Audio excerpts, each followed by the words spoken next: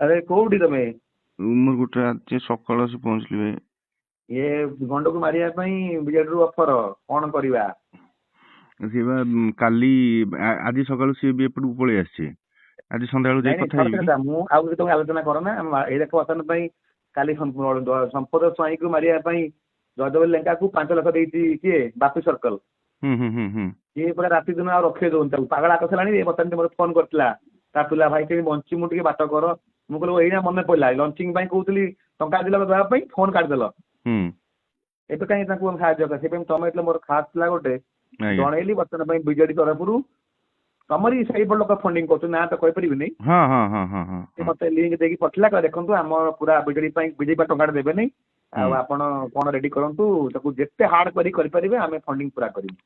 ହୁଁ ସେଇଥିପାଇଁ ହୁଁ। ତମ କାନକୁ ପକେଇ ତମେ ଲୋକାଲ ପିଲାଟା କହିବ ହଉଛି ନାଇଁ ଆମକୁ ଇଏ କଲାନି, ବୋଧେ କାନରେ ପକେଇ ଦିଅ। ହଁ ମୁଁ ଆଜି ଆଉ ତମକୁ ପଠେଇ ଦେଇକି 50,000 ଲକ୍ଷେ କହିଦେଇକି ଲାଭ କଣ ମିଳିବ? ନାଇଁ ନାଇଁ ମୁଁ ଆଜି ସନ୍ଧ୍ୟାବେଳକୁ କଥା ହେଇକି ନହେଲେ କଥା କରେଇଦେବି ଆପଣଙ୍କୁ ଡାଇରେକ୍ଟ ଫୋନରେ। ମାନେ ତାପସୀକୁ ଅଲରେଡି ମୁଁ ସ୍କ୍ରିପ୍ଟିଂ ପାଇଁ ଦେଲିଣି। ଦେଖ ଆମର ରଞ୍ଜନ, ଆଜ୍ଞା। ଆମର ଚ୍ୟାନେଲ ବଞ୍ଚିବା ଦରକାର। ଇଏ ଖଳା ବିଜେପି ବାଲା କାର ନୁହନ୍ତି। ଇଏ କେହି କାହାର ଏତେ ନୁହନ୍ତି। ଭଗିଲା ହୁଁ ତାଙ୍କ ଟିକେ ଦୟାମାୟା ଅଛି, ଆଉ କିଏ ବଞ୍ଚେଇବ ବୋଲି କି? ହୁଁ ଛାଡ, ଆମର ମୁଣ୍ଡ ପରିବାର ନାହିଁ। ସେ ଖାଲି ହାଲକା କହିଦିଅ, କହିଲେ ଆମକୁ ଦୋଷ ଦେବନି। ହଁ ହଁ। କାଲି କହିଦେଇଛି ଗୋଟେ ଇମୋସନାଲ ରେ, ସେଟାକୁ ପୁରା ଭାଇରାଲ ହଉଛି।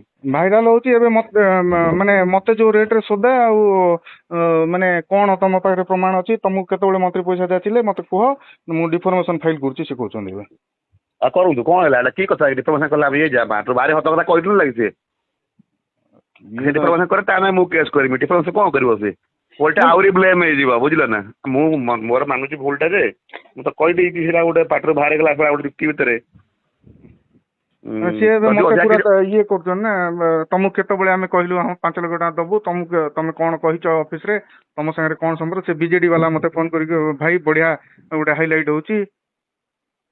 କଣ କହିବି ଭାଇ? ଛାଡ ଏଇଟା ଟିକେ ହେଇଯାଇଛି ମିଷ୍ଟେକରେ, କିଛି ବ୍ୟସ୍ତ ହୁଏ। ଯଦି କହିଲା ମତେ କହିବ, ମୁଁ କଣ ତମେ ଛାଡ଼ିଦେଲି ନା ତମକୁ ଇଏ ହେଇଗଲା? ହୁଁ। ଶୁଣ, ଡରିଲେ କଣ ହବ? ତମେ କଥା ହେଇଥିଲ, ସିଏ କହିଲେ ନା ମୁଁ କଣ କହିଥିଲି ଏଇଆ କହିବା ପାଇଁ, ନା କଣ ଏଇଆ କହିବ? ଆପଣ କଥା ହେଇଥିଲେ ଫୋନରେ, ଆଉ ସିଏ ସେଇଟା ଗୋଟେ କହିଦେଲେ, କଣ ପାଇଁ କହିଦେଲେ ମୁଁ ଜାଣିନି। ଠିକ ଠିକ ଅଛି, କଥା ଯଦି ହଉଛି। ଅଧିକା କିଛି କଲେ କହିବ, କିଛି ଭୟ କର ନା। ଶୁଣ, ହଁ ରିକ୍ସ ଦେଲେ ଆକୁ ସିଏ ବର୍ତ୍ତମାନ ପାଇଁ ସେ ତମ ନାଁରେ କିଛି ବି କଲେ, କେସ୍ ବାସ କରନ୍ତୁ କି ଡିଫାମେସନ କରନ୍ତୁ, ଯାହା ବି କରନ୍ତୁ, ଓଲଟା ସେ ଆହୁରି ବଦନାମ ହେବେ। ହଁ। ନାଇଁ ତାପରେ ଆଉ ଗୋଟେ ଜିନିଷ କଣ, ଏଇଠି ମୁଁ ରହୁଛି ନା, ତାପରେ ଲୋକ ଜାଣିଛନ୍ତି ମତେ, ଗୋଟେ ମୁଁ ମାର୍କେଟରେ ଆରେ ମୁହଁ ମୁଁ ବି ଦେଖେଇ ଭାବୁଥିଲି, ପାରିବିନି କୋଉଠି। କାଲି ମୁଁ ବି ଭାବିଲି, ମୁଁ କହିଦେଲି ଲାଇଭ୍ ଯାଉଥିଲା, ଜାଣିନଥିଲି। ହୁଁ ଆଗରେ କ୍ୟାମେରା ନଥିଲା, ଦୂରରେ କ୍ୟାମେରା ଥିଲା, ମୁଁ ଏତେ ବୁଝିପାରିଲିନି। ମୁଁ ଭାବୁଛି କଟା କହିଦେଇକି ମୁଁ ଠିକ କରିଛି, ଏଇଟା ମୋର ଭୁଲ। ଗୋଟେ ଗୁପ୍ତ କଥା ବି କହିବା କଥା ନଥିଲା, କଣ ପାଇଁ ରାଗରେ ଗୋଟେ ଇମୋସନାଲ ଗଭର୍ଣ୍ଣମେଣ୍ଟ ଉପରେ ଥିଲା, କହିଦେଲି। ସେ ବହି ଉପରେ ପ୍ରସଙ୍ଗ ଚାଲିଥିଲା ନା, ହୁଁ ମୁଁ ସେଟା ମୋର କହିବାଟା ଠିକ ହେଲାନି। ପରେ ଭାବିଲି ଆଉ କିଛି ଉପାୟ ନାହିଁ, ଲୋକ ତ ନେଇଗଲା ପରେ କାଟିଦେଲି, ଲାଇଭ୍ ଚାଲିଛି କାଟିଦେଲେ। ହୁଁ। ହଉ ଛାଡ, ଯାହା ତ ହେଇଯାଇଛି, ହାରିଗଲେ ହାରିଯିବା। କଣ କରିବା?